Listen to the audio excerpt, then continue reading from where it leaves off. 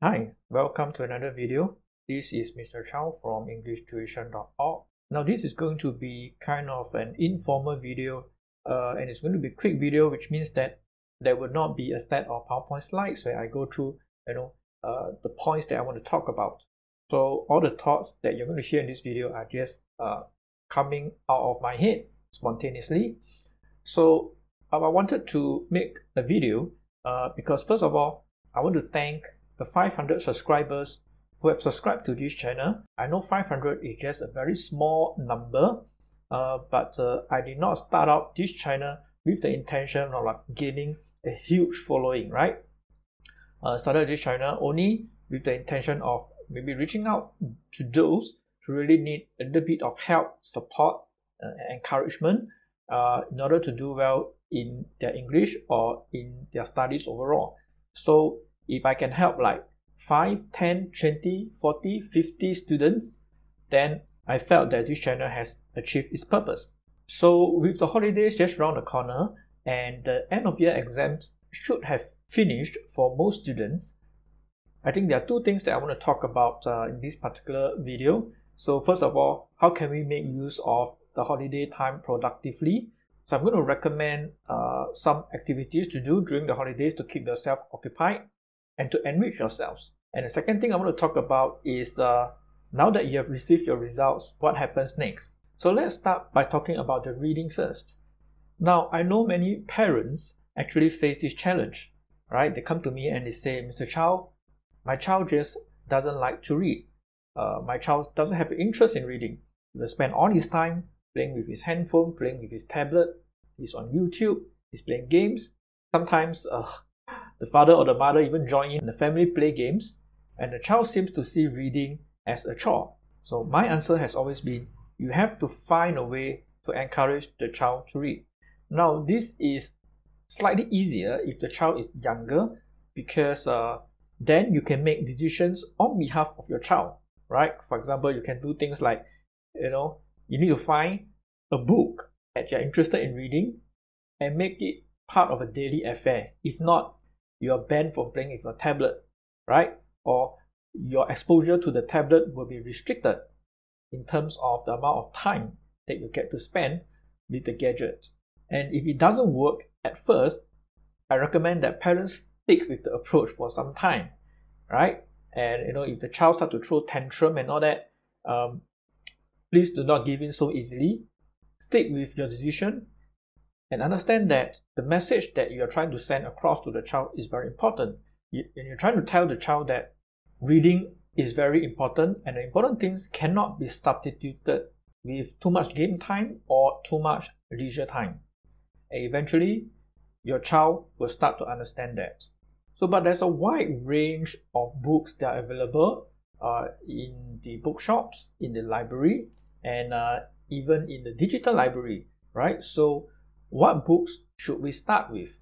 I think for a lot of young students, for holiday reading, the reading itself is not meant to help them prepare for exams. So the activity itself should be more enjoyable rather than stressful.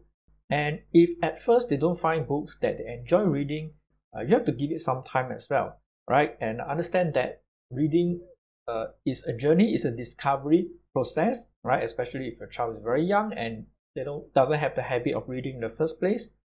So let's get the obvious recommendations out of the way. Most parents will have already heard of Roald, Enid, Blyton, right? Harry Potter series, right? These are the books that you can find in every bookshop in your neighborhood, right? But I do want to encourage parents to allow their child, right, to pick their own books, right, in different genres like horror, suspense, adventure, like fantasy series where you have dragons and stuff. But the idea behind doing that is to try to help them discover their interest.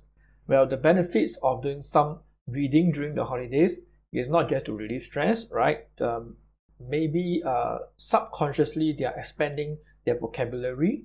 They will improve on their general knowledge. Okay, so it helps them to improve their writing, right? Their essays, compositions, right? And they tend to write with better sentence structures because they remember part of the text that they have read, right? But the main idea, the key idea behind doing all these productive activities is to help the child develop a love for reading, right? It has to start somewhere, right?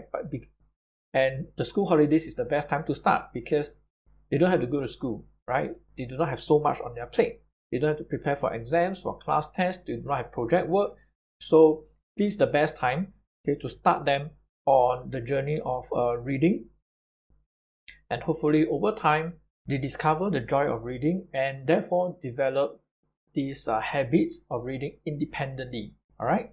Now, the second thing I want to talk about in this video is now that most of the students have gotten back their end of year examinations, what are their reactions? And some students got back good results and they're happy, right? Because that's when the exams validated their efforts, that they have made tangible improvements, okay? But I also have students coming back with mediocre results, meaning the results did not meet their expectations. They were expecting more improvements, but they either showed very little improvements or no improvements at all, right? So what is the next step if that's the case? For students who have gotten good results, right, take some time to celebrate that you have hit a new personal best, and you can congratulate yourself, right? Enjoy a little bit of downtime, drink your favorite bubble tea or whatever, right?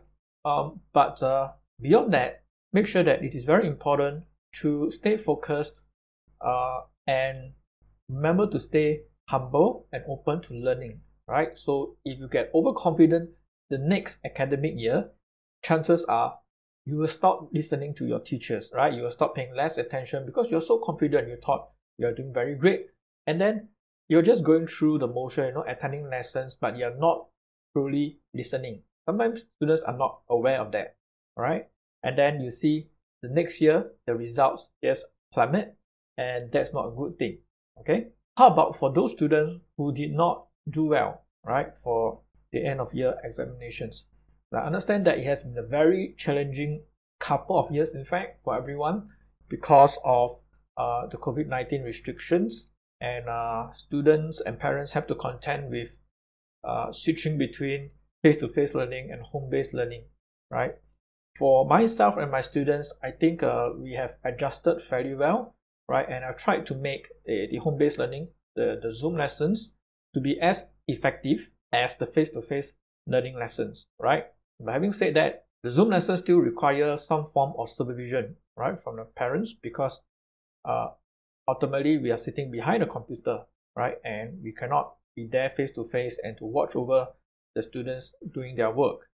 But most parents have been very supportive, and they are very understanding, right? And that we can work together for the benefit of the child, then that's when we can get the best results. So overall, for my students, we did not see a massive drop in results. Some students did drop, okay, in their overall grades, but the majority of the students managed to see the usual improvements that we expect to see, comparable to previous years. But for those students who did not do that well, okay, when they received their results, then perhaps it's time to reflect on what went wrong.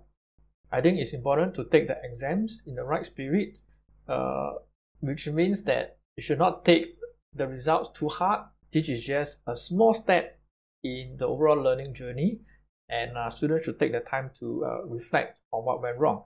And typically from my experience, at least from my own students, those who did not do as well as expected, they are the ones who throughout the year, they were not consistent with their homework, and they were not really paying attention, or even if they did not retain that knowledge very well. Okay, a lot of times when we're doing the practice, they were able to execute, all right? But during the exam, we are not there, all right? Some of them may have forgotten about the teaching, right? And they were not following the teaching very closely, and as a result, they did not do well.